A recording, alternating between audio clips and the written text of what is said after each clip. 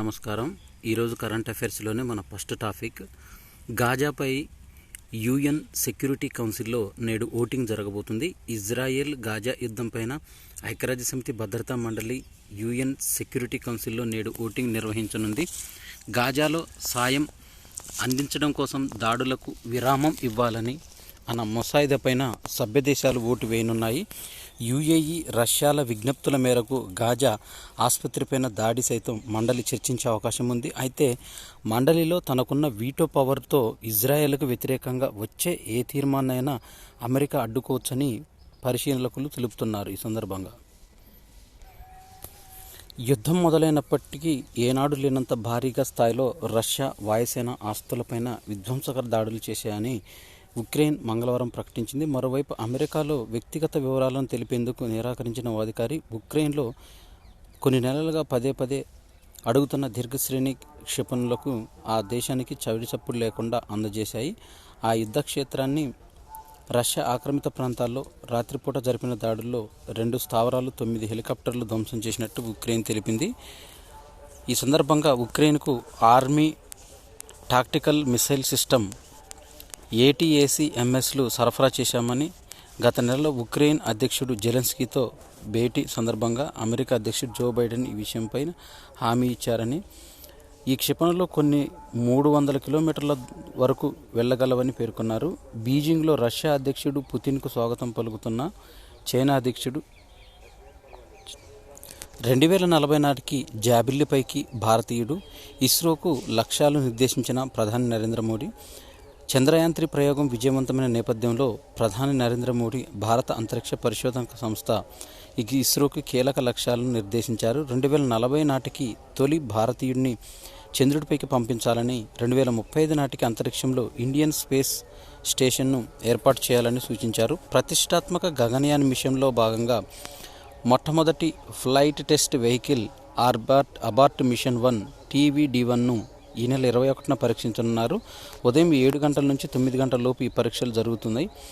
TVD-1 ప్రయోగ ఏర్పాట్లపైన ప్రధాని మోదీ మంగళవారం ఇస్రో అధికారులతో సమీక్ష నిర్వహించారు. గగనయాన్ గురించి ఇస్రో చైర్మన్ ఎస్ సోమనాథన్ ప్రధాని మోదీకి తెలియజేశారు. కొత్త లక్ష్యాలు ఏర్పరచుకోవాలని, వాటిని సాధించేందుకు కృషి చేయాలని ఇండియన్ సైంటిస్టులు మోదీ పిలుపునిచ్చారు. శుక్రవారం ఆర్బిటర్ మిషన్, మార్స్ ల్యాండర్ వంటి ప్రయోగాలు చేయాలని తెలిపారు. ఇస్రో చైర్మన్ సోమనాథ్కు గౌరవ డాక్టరేట్ను బెంగళూరు యూనివర్సిటీ అందజేసింది. ఈ కార్యక్రమానికి హాజరు కాలేకపోయిన సోమనాథ్ ఒక వీడియో సందేశాన్ని విడుదల చేశారు. తనకిచ్చిన గౌరవ డాక్టరేట్ను ఇటీవల ప్రయోగించిన చంద్రయాన్-3 ఆదిత్య L1 మిషన్లో పనిచేసిన బృంద సభ్యులకు అంకితం ఇస్తున్నట్టు, అంతరిక్ష ప్రయోగాల వల్ల లభించే సాంకేతిక పరిజ్ఞానం సామాన్య ప్రజల మేలు చేస్తుందన్న తమ లక్ష్యాన్ని ఆ దిశగా కృషి చేస్తున్నామని ఈ సందర్భంగా ఎస్ సోమనాథ్ తెలియజేశారు. ఇక్రిసాట్తో భారత్ రోహన్ భాగస్వామ్యం. వ్యవసాయ రంగంలో అంకురం భారత్ రోహన్ హైదరాబాద్లో ఇక్రిసాట్ అగ్రి బిజినెస్ ఇంక్యుబేటర్తో ABIతో వ్యూహాత్మక ఒప్పందాన్ని కుదుర్చుకుంది. ఇందులో భాగంగా పంటలను పరిశీలించేందుకు డ్రోన్ సేవలను అందుబాటులోకి తీసుకురానుంది. దీనివల్ల రైతులకు పంట పర్యవేక్షణలో ఎంతో సులభం కానుంది. భారత్ రోహన్ CTO రిషబ్ చౌదరి తెలిపారు. వ్యవసాయ రంగాన్ని మరింత స్మార్ట్స్గా మార్చేందుకు ప్రయత్నిస్తున్నట్టు పేర్కొన్నారు.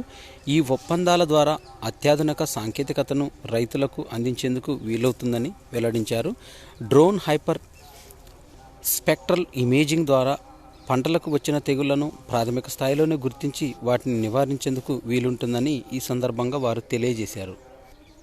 2040లోగా జాబిల్లిపైకి భారతీయుడు, 2035 కల్లా సొంతంగా అంతరిక్ష కేంద్రం, ఈ లక్ష్యాల సాధనకు కృషి చేయండి అంటూ ఇస్రో శాస్త్రవేత్తలకు ప్రధాని మోదీ నిర్దేశించిన అనంతరము కేంద్ర విద్యాశాఖ మంత్రి ధర్మేంద్ర ప్రధాన్ మంగళవారం నాడు ఆప్నా చంద్రయాన్ పేరుతో ప్రత్యేక వెబ్ పోర్టల్ను ప్రారంభించారు. ఇందులో క్విజ్లు, ఫజిల్లు వంటివి ఉంటాయి. చంద్రయాన్-3 ప్రయోగానికి సంబంధించిన ఇతర వివరాలను తెలియజేసే 10 ప్రత్యేక మాడ్యూళ్లను కూడా ధర్మేంద్ర ప్రధాన్ ఈ సందర్భంగా విడుదల చేశారు. కోవిడ్ టీకా పంపిణీ, G20 అధ్యక్ష బాధ్యతలను భారత్ సమర్థవంతంగా నిర్వహించిన తీరు మహిళా సాధికారత వంటి 14 వేర్వేరు అంశాలపైన త్వరలో మాడ్యూళ్లను సిద్ధం చేస్తామని ఆయన ఈ సందర్భంగా తెలిపారు. మహువా ఆరోపణల వ్యవహారం లోక్సభ నైతిక విలువల కమిటీకి సిఫార్సు చేశారు. లోక్సభ స్పీకర్ ఓం బిర్లా నైతిక విలువల కమిటీకి ఈ సందర్భంగా సిఫార్సు చేశారు. మైత్రాపై భాజపా ఎంపీ నిషికాంత్ దూబే ఆరోపణలు చేసిన విషయం తెలిసిందే. మహువా సస్పెండ్ చేయాలంటూ ఓం బిర్లాకు లేఖ రాశారు. దూబే ఆరోపణలను మహువా ఇప్పటికే ఖండించారు. ఈ వ్యవహారంలో ఎలాంటి విచారణ జరిగినా సిద్ధమేనని తెలిపారు. అక్టోబర్ 17 రోజున కేంద్ర ప్రభుత్వము 69వ జాతీయ చలనచిత్ర పురస్కారాలను వేడుకను ఘనంగా నిర్వహించింది. ఢిల్లీలో విజ్ఞాన భవన్లో ఘనంగా ఈ కార్యక్రమాన్ని రాష్ట్రపతి ద్రౌపది ముర్ము చేతుల మీదుగా ఈ అవార్డులను అందించారు. అలనాటి ప్రముఖ నటి వహీదా రెహమాన్కు ప్రతిష్టాత్మక దాదాసాహెబ్ ఫాల్కే పురస్కారాన్ని స్వీకరించారు. తెలుగు చిత్రసీమ నుంచి ప్రముఖ దర్శకుడు రాజమౌళి, కీరవాణి, దేవిశ్రీ ప్రసాద్, చంద్రబోసు, బుచ్చిబాబు సానా తదితరులు ఈ అవార్డులను అందుకున్నారు. పుష్ప చిత్రానికి గాను ఉత్తమ నటుడిగా అల్లు అర్జున్ జాతీయ పురస్కారాన్ని అందుకున్న చిత్రాన్ని మనం దీంట్లో చూడవచ్చు. రాష్ట్రపతి ద్రౌపది ముర్ము నుంచి జాతీయ ఉత్తమ నటుడ పురస్కారం అందుకుంటున్న అల్లు అర్జున్. ఇక సినిమా కళాకారులు సమాజంలో మార్పుకి సారథులుగా ఉండాలి అంటూ దాదాసాహెబ్ ఫాల్కే పురస్కారం అందుకున్న వహీదా రెహమాన్, జాతీయ అవార్డు అందుకున్న తొలి తెలుగు నటుడు అల్లు అర్జున్, ఉత్తమ నటీనటులుగా కృతి సనన్, అలియా భట్, 6 జాతీయ అవార్డులు అందుకున్న ఆర్ఆర్ఆర్ చిత్రం, ఉత్తమ తెలుగు చిత్రం అవార్డు అందుకున్న ఉప్పెన దర్శక నిర్మాతలు. ఈ సందర్భంగా వహీదా రెహమాన్ స్టాండింగ్ ఒకేషన్ మధ్య ఒకంత భావోద్వేగానికి గురవుతూ పురస్కారం అందుకున్న వహీదా రెహమాన్ దాదాసాహెబ్ ఫాల్కే పురస్కారం అందుకోవడం గౌరవంగా ఉందంటూ తాను తెలిపారు. సినిమాలు, కళాకారులు సమాజంలో మార్పుకి సారథులుగా ఉండాలంటూ 69వ జాతీయ అవార్డు ప్రధానోత్సవంలో రాష్ట్రపతి ద్రౌపది ముర్ము ఉద్ఘాటించారు.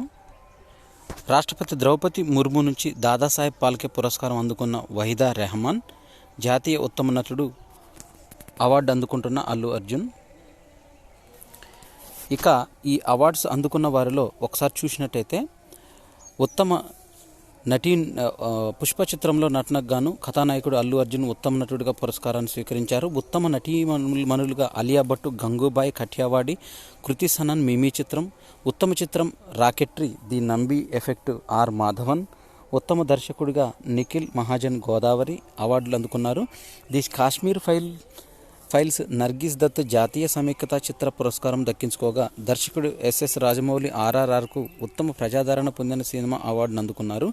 ఉత్తమ నృత్య దర్శకుడిగా ప్రేమ్ రక్షిత ఆర్ఆర్ఆర్, ఉత్తమ స్టంట్ కొరియోగ్రాఫర్గా కింగ్ సల్మాన్ ఆర్ఆర్ఆర్, ఉత్తమ గీత రచయితగా చంద్రబోస్ కొండపొలం, ఉత్తమ సంగీత దర్శకుడిగా దేవిశ్రీ ప్రసాద్ పుష్ప, ఉత్తమ నేపథ్య సంగీత దర్శకుడిగా కీరవాణి ఆర్ఆర్ఆర్, ఉత్తమ స్పెషల్ ఎఫెక్ట్స్ గాను శ్రీనివాసమోహన్ ఆర్ఆర్ఆర్ అవార్డులు అందుకున్నారు. ఉత్తమ నేపథ్య గాయకుడిగా కాలభైరవ ఆర్ఆర్ఆర్, ఉత్తమ నేపథ్య గాయనిగా శ్రేయా ఘోషల్, ఇరవిన్ నిజహాల్ పురస్కారాలు స్వీకరించారు. ఉత్తమ తెలుగు చిత్రం ఉప్పెనకు దర్శక నిర్మాతలు బుచ్చిబాబు సానా, నవీన్ ఎర్నేని అవార్డులు అందుకున్నారు. ఉత్తమ సినీ విమర్శకుడిగా పురుషోత్తమాచార్యులు ఈ సందర్భంగా పురస్కారాలను స్వీకరించారు. స్వలింగ వివాహాలపైన సుప్రీంకోర్టు స్పష్టీకరణ ఇచ్చింది. చట్టబద్ధత కల్పించలేమని తెలిపింది. అది పార్లమెంటు పరిధిలోని అంశం. స్వలింగ సంపర్కులు సహజీవనంలో ఉండవచ్చు. వారి హక్కులను ప్రభుత్వాలు కాపాడాలి. దత్తత హక్కు ఉందంటూ 3-2 తీర్పుతో దానిని విభేదించిన సిజేఐ జస్టిస్ కౌర్ స్వలింగ వివాహాలకు చట్టబద్ధత అని తెలిపారు. అది పార్లమెంటు పరిధిలోని అంశంగా స్పష్టీకరించారు. 4 వేర్వేరు తీర్పులను వెలువరించిన సుప్రీంకోర్టు పిల్లల్ని దత్తత చేసుకునే హక్కు లేదంటూ 3:2 మెజార్టీతో తీర్పిచ్చింది. అయితే ఈ వర్గాల వారికి పరిమితం కాదని, కొన్ని వర్గాల వారికి పరిమితం కాదని తెలిపారు. స్వలింగ సంపర్కుల వివాహాలను ప్రత్యేక వివాహాల చట్టం కింద చట్టబద్ధత కల్పించేందుకు సుప్రీంకోర్టు రాజ్యాంగ ధర్మాసనం ఏకగ్రీవకంగా నివారించింది. అలాంటిది చేయాలంటే దానికి తగ్గట్టుగా చట్టాన్ని మార్చే పరిధిలో పార్లమెంటుకు మాత్రమే ఉందంటూ ఈ సందర్భంగా స్పష్టం చేశారు. విపరీత విచిత్ర తత్వం ఉన్న ప్రజలు తమ భాగస్వామిని ఎంపిక చేసుకునే హక్కు కలిగి ఉంటారు. అలాంటి జంటల హక్కుల్ని న్యాయబద్ధం చేయాలంటూ అవసరం ప్రభుత్వానికి లేదు. ఎలాంటి అవాంతరాల అడ్డంకులు లేకుండా కలిసి జీవించే హక్కు వీరికి ఉందంటూ ఈ సందర్భంగా తెలిపారు. అసలు ఏమిటి ప్రత్యేక వివాహ చట్టం? భారత్లోని వివాహాలు, విడాకులు, వారసత్వం, దత్తత లాంటివన్నీ వ్యక్తిగత పర్సనల్ మత చట్టాల పరిధిలోకి వస్తాయి. హిందూ ముస్లింల వివాహాల చట్టాలు ప్రకారం వధూవరులు వేరువేరుగా మతాల వారైన పెళ్లికి ముందే భాగస్వాములు ఎవరో ఒకరి మతంలోకి మారాల్సి ఉంటుంది. ప్రత్యేక వివాహ చట్టంలో ఈ సమస్య లేదు. మతం, కులం మారకుండానే పెళ్లి చేసుకోవడం ఫలితంగా భారత్లో వివాహాలు 3 రకాలుగా నమోదవుతున్నాయి. అవి హిందూ వివాహ చట్టం 1955, ముస్లిం వివాహ చట్టం 1954, ప్రత్యేక వివాహ చట్టం 1954. మొదటి రెండింటిలో కులాంతర, మతాంతర వివాహాలకు అవకాశం లేదు. వాటికి వెసులుబాటు కల్పించే హక్కు ఉంది. ప్రత్యేక వివాహాల చట్టాన్ని తీసుకొచ్చారు. బ్రిటిష్ కాలంలోనే ప్రవేశపెట్టిన ఈ చట్టాన్ని స్వాతంత్రం వచ్చాక కొన్ని మార్పులు చేర్పులతో 1954 అక్టోబర్ 9న పార్లమెంటు ఆమోదించింది. ఇది మతాలు, కులాలతో సంబంధం లేకుండా భారతీయులందరికీ దేశంలో ఉన్న, విదేశంలో ఉన్న వర్తిస్తుంది. ఒక్క జమ్మూ కాశ్మీర్కి మాత్రం మినహాయింపు ఇచ్చారు. అప్పట్లో జమ్మూ కాశ్మీర్లో ఉన్నవారికి ఇది వర్తిస్తుంది. సాంప్రదాయాలను పాటించాల్సిన అవసరం లేదు. చట్ట ప్రకారం కొన్ని నిబంధనలను పాటిస్తే చాలని తెలిపారు. 34 దేశాల్లో స్వలింగ సంపర్కుల వివాహాలు చట్టబద్ధం చేశారు. వచ్చే ఏడాది 35వ దేశంగా జాబితాలో చేరనున్న ఎస్టోనియా ప్రత్యేక వివాహాల చట్టం కింద స్వలింగ సంపర్కుల వివాహాలకు చట్టబద్ధత కల్పించేందుకు సుప్రీంకోర్టు ధర్మాసనం నిరాకరించింది. ఈ నేపథ్యంలో ప్రపంచవ్యాప్తంగా చూస్తే అర్జెంటీనా, బ్రిటన్, ఆస్ట్రేలియా తదితర 34 దేశాల్లో వివాహాలకు చట్టబద్ధత కల్పించారు. ఈ జాబితాలో 34వ దేశంగా ఇటీవల అండోర్రా చేరగా 35వ దేశంగా ఎస్టోనియా చేరింది. వచ్చే ఏడాది నుంచి చేరనుంది. అమెరికాకు సాధారణ దంపతులు ప్రభుత్వం నుంచి ఎలాంటి ప్రయోజనాలు పొందుతున్నారో అలాంటి అన్ని ప్రయోజనాలు స్వలింగ దంపతులు సైతం పొందేందుకు జూలై 9, 2015 నుంచే వీలు కల్పించారు. ప్రత్యేక వివాహ చట్టం ప్రకారం కులాంతర, మతాంతర వివాహాలను అనుమతించడం లేదంటూ స్వలింగ వివాహాలను ఆమోదించాలని కోరుతూ సుప్రీంకోర్టులో పిటిషన్ దాఖలైంది. స్త్రీని, పురుషుడిని వివాహ బంధంలో ఉండాలనుకుంటే వారి వివాహానికి చట్టబద్ధత కల్పించాలన్నది వారి వాదన. దీనిపైన మంగళవారం తీర్పు వెల్లడించింది. నదుల్లోని కాలుష్యాన్ని అరికట్టేందుకు తామిచ్చే ఆదేశాలను అమలు చేయాలని కేంద్ర రాష్ట్రాలకు జాతీయ హరిత tribunal NGT national green tribunal నోటీసులు జారీ చేసింది. దేశంలో అన్ని రకాల కాలుష్య నదులను శుభ్రం చేసి పునరుజ్జీవింపజేసేందుకు ప్రత్యేక వ్యవస్థను ఏర్పాటు చేసి పర్యవేక్షించాలని 2021 ఫిబ్రవరిలో కేంద్ర జలశక్తి శాఖకు నేషనల్ గ్రీన్ ట్రిబ్యునల్ ఆదేశించింది. మురుగునీటి శుద్ధి ప్లాంట్లను ఏర్పాటు చేసి తగిన చర్యలు తీసుకోవాలని రాష్ట్రాలకు సూచించింది. వీటిని అమలు చేయకపోవడంపై స్పందన తెలియజేయాలని ఆదేశిస్తూ కేంద్ర జలశక్తి శాఖకు, రాష్ట్రాల ప్రధాన కార్యదర్శులకు నేషనల్ గ్రీన్ ట్రిబ్యునల్ నోటీసులు ఇచ్చింది. తదుపరి విచారణ డిసెంబర్ 13వ తేదీన చేపడతామని ఈ సందర్భంగా వెల్లడించారు. జనాగ్రహ సర్వేలో మేయర్లకు సరైన అధికారాలు లేవంటూ, కార్పొరేటర్లది నామమాత్ర పాత్రేనంటూ, 39% రాజధానులను మాస్టర్ ప్లాన్లు లేవంటూ, దేశంలోని మున్సిపాలిటీ పాలనా వ్యవస్థలో మేయర్లకు సరైన అధికారాలు లేవని, కార్పొరేటర్ల నామమాత్ర పాత్రేనా అని సర్వేలో వెల్లడించింది. 39% రాజధానులకు మాస్టర్ ప్లాన్లు లేవని బెంగళూరుకు చెందిన జనాగ్రహ సంస్థ ఈ సర్వేను మంగళవారం ఢిల్లీలో కేంద్ర మంత్రి హర్దీప్ సింగ్ పూరికి విడుదల చేశారు. దేశంలో 17% నగరాల్లో మేయర్ పదవికి 5 ఏళ్ల కంటే తక్కువగానే ఉంది. దీనివల్ల వారు అలంకారప్రాయంగా మిగిలిపోతున్నారు. అధికార వికేంద్రీకరణ జరగకపోవడం వల్ల మేయర్లకు, కార్పొరేటర్లకు సాధికారత ఉండలేదు. మంత్రుల వారీగా రిజర్వేషన్లు వారి అధికారాలను నియంత్రిస్తున్నాయి. అభివృద్ధి ప్రణాళికకు అనుగుణంగా లేని ప్రాజెక్టులను అడ్డుకోవడానికి ఏ రాష్ట్రం ప్రభుత్వం కూడా పటిష్ట వ్యవస్థ లేదు. ప్రాజెక్టులో ఉల్లంఘనలపైన కూడా పర్యవేక్షణకు చట్టంలో కఠిన నిబంధనలు ఇవ్వంటూ తెలిపింది. స్త్రీ శక్తి అవార్డులను ప్రదానం చేసిన రాష్ట్ర గవర్నర్ తమిళిసై సౌందరరాజన్ మంగళవారం సాయంత్రం Telangana chamber of events industry TCEI ఆధ్వర్యంలో గచ్చిబౌలిలోని సంధ్యా కన్వెన్షన్ సెంటర్లో నిర్వహించిన స్త్రీ శక్తి అవార్డులు 2023 సంవత్సరానికి ప్రధాన కార్యక్రమాన్ని గవర్నర్ ముఖ్య అతిథిగా విచ్చేసి అవార్డులను అందజేశారు. ఈ సందర్భంగా గవర్నర్ మాట్లాడుతూ మహిళలు ముందుకు సాగే సత్తా మహిళల్లో ఉందంటూ, మహిళలు బ్రెస్ట్ క్యాన్సర్ పైన అవగాహన కలిగి ఉండాలంటూ, ఆరోగ్య జీవితాన్ని గడపవచ్చంటూ, అనంతరం తెలంగాణకు చెందిన 50 మంది మహిళలకు విజయగాథలతోనూ 50 ఇన్స్పైరింగ్ ఉమెన్ పేరిట రచయిత అమర్ రమేష్ రచించిన పుస్తకాన్ని ఆవిష్కరించారు. ఈ కార్యక్రమంలో Pavan motor director Komatireddy, Keerthireddy, foundation for futuristic cities అధ్యక్షురాలు కరుణ గోపాల్, స్త్రీ శక్తి అవార్డు కన్వీనర్ విశాలారెడ్డి, టీసీఈఐ అధ్యక్షులు బలరాం, వ్యవస్థాపక అధ్యక్షులు సూరజ్ సింగ్ తదితరులు పాల్గొన్నారు. తెలంగాణ హైకోర్టులో కేంద్రం తరపున వాదనలు వినిపించే నిమిత్తం అడిషనల్ సోలిసిటర్ జనరల్ ఏఎస్జీగా సీనియర్ న్యాయవాది బి నరసింహశర్మను నియమిస్తూ కేంద్ర ప్రభుత్వం మంగళవారం ఉత్తర్వులు జారీ చేసింది. 3 ఏళ్ల పాటు ఆయన ఈ బాధ్యతల్లో కొనసాగనున్నారు. 1959 నవంబర్ 22న పుట్టిన బిఎన్ శర్మ ఉస్మానియా యూనివర్సిటీ నుంచి ఎల్ఎల్ఎం పూర్తి చేశారు. ఎల్ఎల్ఎంలో గోల్డ్ మెడల్ సాధించారు. 1982 ఏపీ బార్ కౌన్సిల్లో ఎన్రోల్ చేసుకున్నారు. అప్పటి నుంచి సివిల్, క్రిమినల్, టాక్సేషన్ సర్వీసుల వ్యాజ్యాల న్యాయవాదిగా విధులు నిర్వర్తిస్తున్న ఆయన్ను హైకోర్టు గత డిసెంబర్లో న్యాయవాదిగా నియమించింది. అదనపు పన్ను శాఖ, కేంద్ర పన్నులు, customs and excise, customs and director of revenue intelligence, DCCI, enforcement director, narcotic control bureau న్యాయవాదిగా పనిచేశారు. Union public service commission, controller and auditor general of India, BSNL, కేంద్రీయ విద్యాలయాలతో పాటు పలు ఇతర శాఖలకు న్యాయవాదులుగా కూడా బాధ్యతలు నిర్వహించారు నరసింహశర్మ.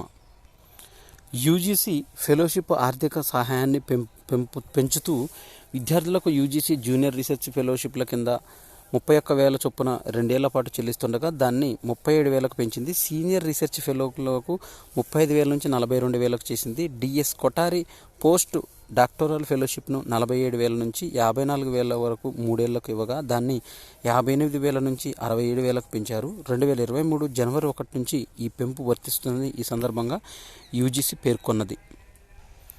ప్రముఖ రచయిత్రి చెక్కిలం విజయలక్ష్మి కన్నుమూత, రచనలు, ప్రత్యేక వ్యాసాలతో గుర్తింపు. ఆమె మృతికి పలువురు సంతాపాలు వ్యక్తం చేశారు. గత కొంతకాలంగా ఆమె అనారోగ్యంతో బాధపడుతున్నారు. ఆమె కుమారులు హేమంత్, ప్రవీణ్ ఉన్నారు. 40 ఏళ్లకు పైగా ఎనలేని సేవలందించారు తెలుగు సాహిత్య రంగానికి.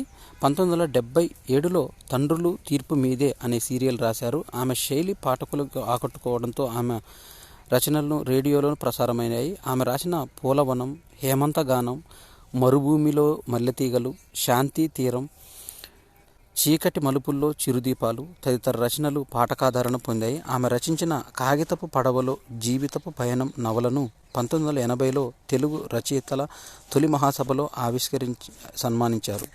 ఈనాడు దినపత్రికలోని అంతర్యామి శీర్షికన ఆమె ఆధ్యాత్మిక వ్యాసాలు అందించారు. ఎన్నో సాహితీ సభల్లో ప్రసంగాలు చేశారు. చెక్కిలం మృతి విషయం తెలుసుకున్న పలువురు సంతాపం వ్యక్తం చేశారు. తెలంగాణలో ఎన్నికలు నిర్వహిస్తున్న సందర్భంగా సువిధ యాప్ పూర్తి స్థాయిలో అందుబాటులోకి తెస్తామంటూ తెలంగాణ రాష్ట్ర ఎన్నికల సంఘం కార్యాలయంలో మంగళవారం సమావేశం నిర్వహించి ఈ సమావేశంలో తెలంగాణ ఎన్నికల కమిషనరు వికాసరాజ్ తెలిపారు. సువిధ యాప్లో ఏవైనా ఈ సందర్భంగా సువిధ యాప్లో విషయంలో సమస్యలు ఉన్నాయని ప్రజలు, రాజకీయ పార్టీలు ప్రతినిధులు ఫిర్యాదు చేశారు. దీనిపైన వికాసరాజు యాప్ డౌన్లోడ్ కాని ప్రాంతంలో లిఖితపూర్వకంగా రాసుకునేలా చర్యలు తీసుకుంటామన్నారు. ఎన్నికల సంఘాన్ని సంప్రదించి యాప్ అన్ని వెర్షన్లలో డౌన్లోడ్ అయ్యేలా చూస్తామంటూ ఈ సందర్భంగా తెలిపారు. చెట్లకు సోకే ఫంగస్, బ్యాక్టీరియా, వైరస్లే కాదు పర్యావరణ ఒత్తిళ్లు కూడా వృక్షాలకు జబ్బులను తెచ్చిపెడతాయంటూ ప్రపంచవ్యాప్తంగా ఇలాంటి ధోరణి ఎక్కువైతుందని తాజాగా ఒక అధ్యయనంలో ఒక కమిటీ పేర్కొన్నది. ఇప్పటికే కొన్ని చెట్లను కోల్పోయామని కొత్త జబ్బులు పుట్టుకొస్తున్నాయని, ఇతర చెట్లకు ఇలాంటి ప్రమాదమే పొంచి ఉంటుందంటూ హెచ్చరిస్తుంది. అమెరికా పర్యావరణవేత్తలు వివిధ దేశాల్లో చెట్లను పీడిస్తున్న 900 కొత్త జబ్బుల మీద అధ్యయనం నిర్వహించారు.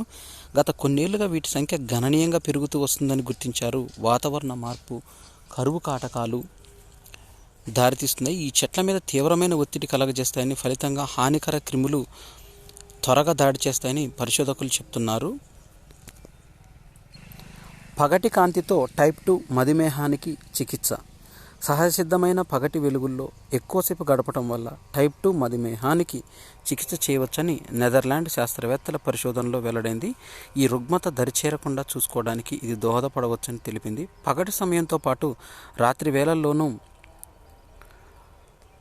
విధులు నిర్వర్తించాల్సిన రావటం టైప్ 2 మధుమేహం వంటి జీవక్రియ సంబంధ వ్యాధులకు తాకిడితో పెరుగుతుందని పరిశోధకులు తెలిపారు. ఈవో హెబెట్స్ పేర్కొన్నారు. పగటి సమయంలో వచ్చే సహజసిద్ధ కాంతి శరీర అంతర్గత జీవ గడియారానికి బలమైన సంకేతం. అయితే పగటి సమయంలో చాలామంది ఇల్లు కార్యాలయాలకే పరిమితమవుతున్నారు, నిరంతరం కృత్రిమ లైట్లలో గడుపుతున్నారు. ఈ నేపథ్యంలో దీని ప్రభావం పైన శాస్త్రవేత్తలు పరిశోధన జరిపారు. టైప్ 2 మధుమేహం ఉన్నవారిని నిర్దిష్ట సమయం పాటు సహజ సిద్ధ కృత్రిమ కాంతిలో ఉంచారు. ఆ సమయంలో వారికి జీవక్రియకు సంబంధించిన పలు పరీక్షలు నిర్వహించారు. కృత్రిమ కాంతితో పోలిస్తే సహజసిద్ధ వెలుగులో ఉన్నప్పుడే పరీక్షార్థుల రక్తంలో గ్లూకోజ్ స్థాయి ఎక్కువసేపు సాధారణ స్థాయిలో ఉన్నట్లు వెల్లడైంది. శరీర జీవ గడియారాన్ని నియంత్రించడంలో ఫెర్వన్, క్రైవన్ అనే జన్యువులు సహాయపడతాయని శాస్త్రవేత్తలు తెలిపారు. అవి సహజసిద్ధ కాంతిలోనే ఎక్కువగా క్రియాశీలమవుతున్నట్టు వివరించారు.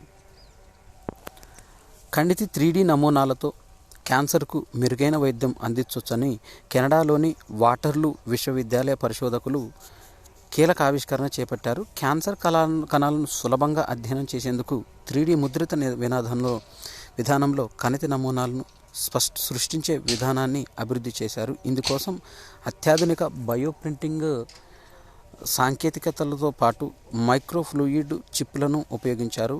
సంప్రదాయబద్ధ బయాప్సీ విధానంలో 2D కణితి నమూనాలు అందుబాటులోకి ఉన్నాయని, వాటిని లోతుగా పరిశీలించడం కష్టమని పరిశోధకులు పేర్కొన్నారు. ప్రస్తుతం తాము అభివృద్ధి చేసిన 3D నమూనాలతో కణితి సంక్లిష్ట నిర్మాణాన్ని, క్యాన్సర్ రక్తాన్ని క్షుణ్ణంగా తెలుసుకోవచ్చని పేర్కొన్నారు. ప్రధానంగా 1 కంటే ఎక్కువ క్యాన్సర్ కణాలను కలిగి ఉన్న కణతుల విషయంలో ఈ సాంకేతికత మరింత ప్రయోజనకరంగా ఉంటుందంటూ వివిధ రకాలైన కీమోథెరపీ ఔషధాలను ఈ నమూనాలపైన ముందుగానే పరీక్షించవచ్చంటూ కెనడాలోని వాటర్లూ విశ్వవిద్యాలయ పరిశోధకులు ఆవిష్కరించారు.